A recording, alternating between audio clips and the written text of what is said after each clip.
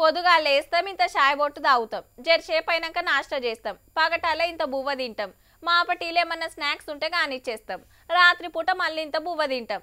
కానీ కొందరు ఆఫీసర్లకు ఈటితో పాటు ఇంత లంచం తింటేనే తిన్నట్టుంటదేమో. దినాం ఏడనో తాన ఎవరో ఒకళ్ళు దొరుకుతూనే ఉన్నారు. అయితే అందరు ఆఫీసర్లేమో గానీ గీ సారు మాత్రం చాలా నిష్ఠతో చేస్తుండుల్లా అవినీతి. భక్తి దేవుని మీద, చిత్తం పైకం మీద అన్నట్టే ఉన్నది. అయ్యప్ప దీక్షలుండి కూడా అవినీతి భిక్ష మానలే మరి సామి. పేరు శ్రీనివాస నాయక్, కొత్తగూడెం జిల్లా పూసుగూడెం జీపీఓ నట. ఒకళ్ళ భూమి రిజిస్ట్రేషన్ చేపిస్తానికి 60,000 డిమాండ్ చేస్తే గంత ఇచ్చుకోలేం అయ్యప్ప అని బతిమిలాడితే 5,000 డిస్కౌంట్ ఇచ్చేయండు. ముందే 40,000 పుచ్చుకొని ఇప్పుడు 15,000 తీసుకుంటుంటే వట్టేసి రేసి బోళ్ళు.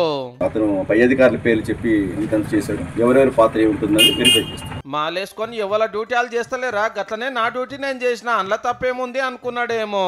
అలవాటైన పానం ఉన్నట్టుంది. అయ్యప్ప దీక్షలు ఉన్న అవినీతి దీక్ష అయితే అప్పలేదన్నట్టు. మాలేసిన 41 రోజులు కూడా నిష్ఠ ఉండలేకుంటే ఇంకెందుకు సారు దీక్ష పట్టుడు, నలుగురితోటి అనిపించుకున్నాడు కాకుంటే.